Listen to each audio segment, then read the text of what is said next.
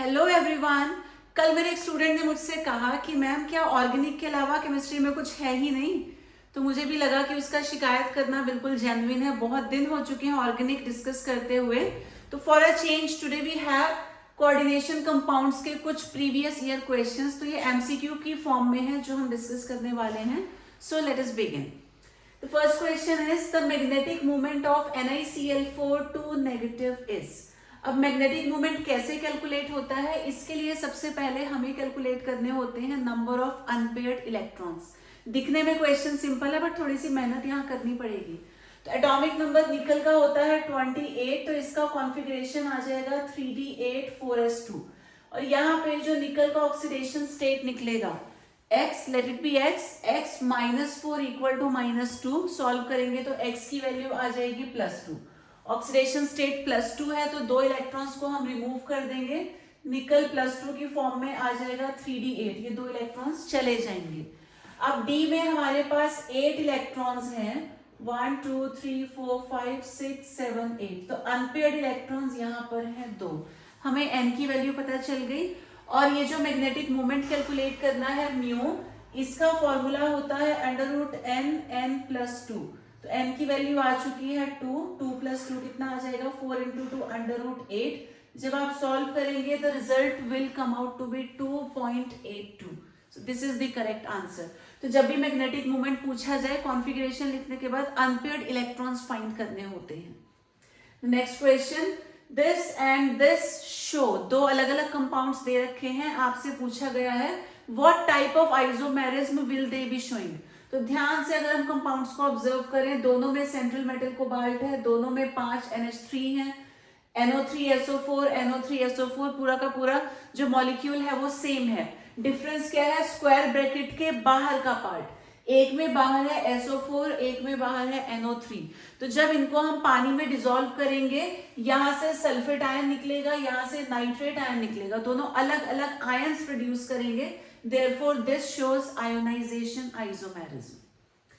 In which of the following does the central metal exhibit +3 oxidation state? तो calculate करके देखना पड़ेगा किसमें कितना आ रहा ऑक्सीडेशन स्टेट। सो यहाँ पे पोटेशियम होता है +1, लेकिन हमारे पास 2 पोटेशियम है तो ये आ गया +2। लेट निकल बी x। Cn का स्टेट होता है -1, 4 Cn है तो ये हो जाएगा -6 इक्वल टू 0। इसे जब हम सॉल्व करेंगे x की वैल्यू आ जाएगी +4। हमसे पूछा है +3, तो ये नहीं हो सकता। यहाँ चेक करते हैं, पोटेशियम +1, 4 है तो ये हो गया +4। Late it be x। Cn -1 × 6 -6, यहाँ से x की वैल्यू आ जाएगी +2। ये भी नहीं है। नेक्स्ट वाला, लेट आयरन बी x। अब ये जो है C2O4 ऑक्सलेट, ये बाइडेंटेट होता है, इसका चार्ज होता है -2।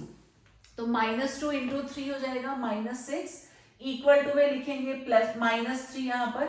इसे जब सॉल्व करेंगे तो यहाँ से रिजल्ट आएगा +3। So this is our answer. Next, what type of isomerism is shown by the following. अब ये 2 कंपाउंड्स यहाँ पर दे रखे हैं, पूछा है what type of isomerism will be shown. तो देखते हैं, यहाँ तो हम समझ जाएंगे।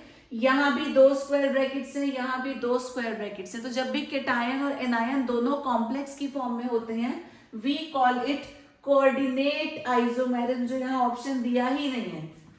ठीक है, तो यहाँ पे होगा ये कोऑर्डिनेशन आइसोमेरिज्म। जब 2 जो स्क्वायर ब्रैकेट्स हैं, दोनों जो केटायनिक और एनायनिक है पार्ट हैं, ये दोनों कॉम्प्लेक्स होते हैं, तो we call it coordination isomerism. Now in the next, फिर से यहाँ 3 कंपाउंड्स दे रखे हैं और ये तीनों क्या एग्जिबिट करते हैं हमसे पूछा है। Options are given.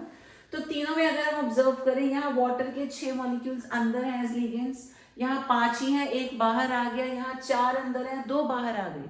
तो वाटर जो मॉलिक्यूल्स हैं उनका नंबर चेंज हो रहा है एज लिगेंड्स। पहले 6 था, फिर 5 हुआ, फिर 4 हो गया। तो वाटर से रिलेटेड जो होता है उसे हम बोलते हैं hydrate isomerism. So we have this next set of questions. Optical isomerism is not shown by the complex. तो ऑप्टिकल आइसोमेरिज्म में आपको ध्यान देना है, इसमें हम मिरर इमेज फाइंड करते हैं और मॉलिक्यूल और mirror image non super imposable होने चाहिए। फॉर एग्जाम्पल, अगर हम ए की मिरर इमेज फाइंड करें तो वो कुछ ऐसी आएगी। अब ए को उठाकर इस ए के ऊपर रखेंगे तो क्या होगा, बिल्कुल फिट हो जाएगा। तो जब मॉलिक्यूल अपनी मिरर इमेज पर फिट होता है वो ऑप्टिकल आइसोमेरिज्म शो नहीं करता। लेकिन अगर कोई ऐसा मॉलिक्यूल है, सपोज ये एल, इसकी मिरर इमेज ऐसे आएगी, अब इस एल को उठा के मिरर इमेज पे रखने की कोशिश करें तो ये सुपर इम्पोज नहीं होगा, फिट नहीं होगा, therefore L is going to show optical isomerism. अब यहाँ 4 ऑप्शंस दिए हैं, पूछा है कौन ऑप्टिकल आइसोमेरिज्म शो नहीं करेगा। तो आप ध्यान रखना, ये जो ट्रांस फॉर्म हमारे पास होती है, ट्रांस रेयर केसेस में ही ऑप्टिकल आइसोमेरिज्म शो करता है, ना के बराबर है। ठीक है, यहाँ जो 2 क्लोरीन्स हैं उन्हें ये दोनों ग्रुप भी सेम है, ये दोनों ग्रुप भी सेम है, तो हमें करना क्या होता है, सिस और ट्रांस जो होते हैं, सिस का मतलब होता है same groups on the same side और ट्रांस का मतलब होता है same groups on the opposite side. तो कोई भी 2 ग्रुप्स को हम कंसिडर कर सकते हैं सेम वाले, अब चाहे ये देखें या हम Cl2 देखें। तो यहाँ Cl2 को कंसिडर कर लेते हैं, इजी है वो, सिंपल रहेगा।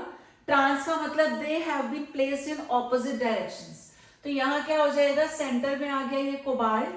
कोबाल्ट टोटल इस तरीके से 6 बॉन्ड्स बना रहा होगा, एक Cl हमने यहाँ लिया, दूसरा यहाँ लिया, En इधर आ गया, En बाइडेंटेट होता है, एक En यहाँ आ गया।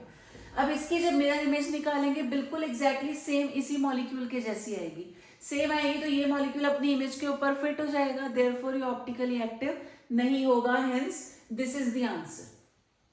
Now which of the following is a chelate complex. तो चिलेट हमेशा कौन बनाता है, जो बाइडेंटेट होते हैं, बाय या पॉली वाले चिलेशन शो करते हैं।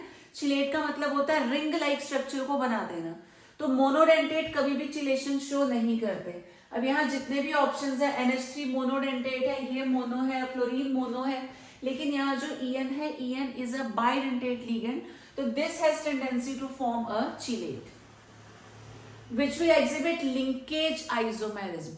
अब लिंकेज के लिए हमारे पास कोई एम्बीडेंटेट लिगेंड होना चाहिए जो 2 तरफ से बॉन्डिंग कर सकता हो। तो यहाँ पे NH3 सिंगल है, ये भी सिंगल है, ये भी सिंगल, ये भी सिंगल, यहाँ तक कुछ डबल वाला है नहीं हमारे पास। लेकिन यहाँ पर ये जो NO2 दे रखा है, NO2 में ऐसे 2 टाइप से बॉन्डिंग पॉसिबल है।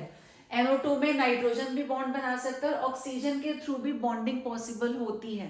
तो जहां भी 2 डोनर एटम्स होते हैं उसको हम लोग बोलते हैं एम्बीडेंटेट, और वही आता है linkage isomerism. Now which of the following is a polydentate ligand. तो ये मोनो है, यहाँ पे 2 नाइट्रोजन है जिनके पास लोन पेयर है, ये बाइडेंटेट हो जाएगा। यहाँ पे भी क्या है, ये इस तरीके से है, COO नेगेटिव, COO नेगेटिव, यहाँ भी 2 ऑक्सीजन के पास नेगेटिव चार्ज है, लोन पेयर है, तो ये भी बाइडेंटेट है। जो EDT है, ethylene diamine tetra acetate, tetra acetate का मतलब 4 एसीटेट है, टोटल 4 नेगेटिव चार्ज है, तो ये होगा पॉलीडेंटेट का example. The formula of the complex dichlorido-bis ethane 1,2-diamine platinum 4 nitrate is। अब यहाँ IUPAC नेम गिवन है और हमें फॉर्मूला पता लगाना है कि इनमें से कौन सा है। अब डाइक्लोराइडो, 2 क्लोरीन होने चाहिए, यहाँ भी है, यहाँ भी है, यहाँ भी है, ठीक है, ये तो रिजेक्ट हो गया क्योंकि इसमें जो लिगेंड है क्लोरीन वो अंदर प्रेजेंट ही नहीं है। उसके बाद बिस इथेन 1,2-डायमीन, यानी कि EN 2 होने चाहिए, यहाँ भी 2 है, यहाँ भी 2 है, यहाँ भी 2 है, यहाँ तीनों में पॉसिबिलिटी है। उसके बाद आ गया प्लैटिनम, प्लैटिनम भी यहाँ तीनों में है। Then 4 nitrate. अब क्या है, प्लैटिनम के ऑक्सीडेशन स्टेट लिखने के बाद में नाइट्रेट है, इसका मतलब ये जो नाइट्रेट है स्क्वायर ब्रैकेट के बाहर होना चाहिए, तो यहाँ तो स्क्वायर ब्रैकेट के अंदर आ गया, ये भी नहीं हो सकता, यहाँ भी स्क्वायर ब्रैकेट के अंदर है, ये भी नहीं हो सकता, सिर्फ एक यही ऑप्शन है जहां पे NO3 स्क्वायर ब्रैकेट के बाहर है, क्योंकि प्लैटिनम के ऑक्सीडेशन स्टेट के बाद में लिखा हुआ है, तो ये बाहर होना चाहिए, hence option B is correct. थोड़े और क्वेश्चंस डिस्कस करते हैं। Next we have the oxidation state of Fe in FeCO5 is. अब लेट Fe बी X, ये जो CO होता है कार्बन मोनोऑक्साइड, ये न्यूट्रल होता है, इस पर कोई भी चार्ज नहीं होता, तो ये हो जाएगा 0 इक्वल टू 0, X की वैल्यू निकल के आएगी 0। वैसे भी मेटल कार्बोनिल्स में मेटल का ऑक्सीडेशन स्टेट 0 ही होता है। Now next, which of the following ligands is ambidentate. अभी आपको बताया था एम्बीडेंटेट क्या होता है, डबल रोल वाले, 2 तरफ से अटैक करने की पॉसिबिलिटी होती है, but at a time attack एक ही साइड से होता है। तो ऐसी पॉसिबिलिटी है NO2 के पास, क्योंकि ये नाइट्रोजन के थ्रू भी अटैक कर सकता है और ऑक्सीजन के थ्रू भी अटैक पॉसिबल है, ये लोन पेयर दे सकता है। तो जो भी डबल रोल वाला है उसको हम बोलते हैं ambi ambidentate. The formula of the coordination compound, IUPAC name given है, फॉर्मूला फाइंड करना है. टेट्रामाइन, टेट्रामाइन का मतलब 4 NH3, तो ये तो रिजेक्ट हो गए, यहाँ पे NH3 सिर्फ 2 है. एक्वा, एक्वा का मतलब वाटर, वाटर सब में है. क्लोराइडो, क्लोराइडो भी सब में है. Third cobalt, third chloride, chloride भी है बाहर, सब कुछ ठीक है. अब पता ये लगाना है किस वाले में कोबाल्ट का ऑक्सीडेशन स्टेट +3 आएगा, तो सॉल्व करके देखना पड़ेगा. Late it be X. Ammonia होता है न्यूट्रल यानी कि 0, water is again neutral 0, Cl हो जाएगा -1 और ये Cl हो गया -2 इक्वल टू 0. सॉल्व करेंगे तो X की वैल्यू +3 आ गई. +3 गिवन है तो पहले ऑप्शन में हमें रिजल्ट +3 मिल गया. Therefore this one is the correct option. Now ambidentate ligands like NO2 negative and SCN negative are. अब ambidentate क्या है? डबल रोल वाले, दो तरफ से अटैक के चांसेस होते हैं, but at a time attack तो सिर्फ कोई एक ही करता है. तो बोल रहे हैं कि वो कैसे होते हैं, यूनिडेंटेट, पॉलीडेंटेट, डाइडेंटेट या वेरिएबल डेंसिटी होती है उनकी. देखिए, दो एटम्स हैं जो अटैक कर सकते हैं, लेकिन एट अ टाइम कोई एक ही करेगा, तो यानी कि these are what, these are unidentate. एक ही लोन पेयर ये दे सकते हैं. अब चाहे नाइट्रोजन दे या ऑक्सीजन दे वो बात अलग है, लेकिन देगा सिर्फ एक lone pair. Therefore these are unidentate. The coordination number of cobalt in the complex COEN whole thrice is. अब यहाँ coordination number पूछा है. वैसे तो coordination number ये होता है the number of ligands, लेकिन यहाँ पे कोबाल्ट जुड़ा है EN के साथ. EN is a bidentate ligand. EN का नाम होता है इथेन 1,2 डायमोन. ये कुछ ऐसा है, CH2 CH2 और दोनों तरफ यहाँ पे होगा NH2. ठीक है, इस तरीके से NH2. तो यहाँ पे ये दो lone pair at a time दे सकता है. This is bidentate. तो दो लोन पेयर ये हो गए, टोटल इंटू 3 करना है तो 6 आएगा. तो यहाँ पे कोऑर्डिनेशन नंबर 6 है. कंफ्यूज नहीं होना कि 3 ग्रुप्स दिख रहे हैं तो हम +3 लिख दें. ये बाइडेंटेट है तो 2 इंटू 3 करेंगे. That is why the answer is 6. Moving on to the last set of questions. The pair this and this will show. Again isomerism से रिलेटेड क्वेश्चन है. दो कंपाउंड्स आपको दे रखे हैं और पूछा है कौन सी आइसोमेरिज्म यहाँ पर शो हो रही है. तो दोनों में कोबाल्ट है, दोनों में 4 अमोनिया है, दोनों में 2 क्लोरीन है, 2 ब्रोमीन है. अब ध्यान से ऑब्जर्व करें तो यहाँ ब्रोमीन बाहर, वहां पे क्लोरीन बाहर. तो अगर इसका हम एक्वा सोल्यूशन बनाएंगे, यहाँ से ब्रोमाइड आयंस मिलेंगे, वहां से क्लोराइड आयंस मिलेंगे, आयंस अलग अलग मिलेंगे. Therefore this shows ionization isomerism. Question number 17. Which of the following is most stable? जब हम स्टेबिलिटी की बात करते हैं तो stability is always related to chelation, यानी कि जहां पे कोई साइक्लिक कंपाउंड बनेगा या रिंग बनेगी. अब रिंग के लिए बाइडेंटेट या पॉलीडेंटेट लिगेंड होना चाहिए. ये मोनोडेंटेट है, monodentate. Cn is again monodentate, लेकिन जो C2O4 है ये बाइडेंटेट होता है, तो ये रिंग फॉर्म करेगा.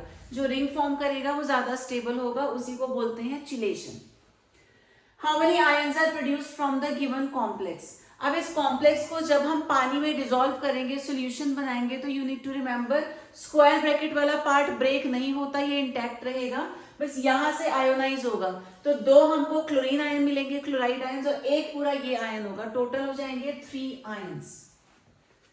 Predict the number of ions produced in solution by this given complex. तो इसी टाइप का ये भी क्वेश्चन है कि अगर इसका हम सोल्यूशन प्रिपेयर करेंगे कितने आयंस मिलेंगे. तो अगेन ये पूरा तो एक पार्ट हमको देगा, एक ही आयन देगा ये, क्योंकि इससे ज्यादा फर्दर ये ब्रेक नहीं होता. और 3 ये अलग अलग हो जाएंगे, तो 3 आयंस यहाँ से मिलेंगे, एक ये हो जाएगा इतना बड़ा ion. Total number of ions will be 4. Now when 1 mole of COCl3, this question is important, बहुत बार ये पूछा जा चुका है, इसको ध्यान से सुनिएगा. When 1 mole of COCl3.5 NH3 was treated with excess of silver nitrate. Werner's theory का क्वेश्चन है ये. तो ये गिवन कंपाउंड है, ये कॉम्प्लेक्स है, इसकी रिएक्शन हम AgNO3 सिल्वर नाइट्रेट के साथ करवाते हैं, तो हमें 2 मोल ऑफ AgCl मिलते हैं. ठीक है, ये सबसे ज्यादा इंपॉर्टेंट यहाँ पे हिंट है.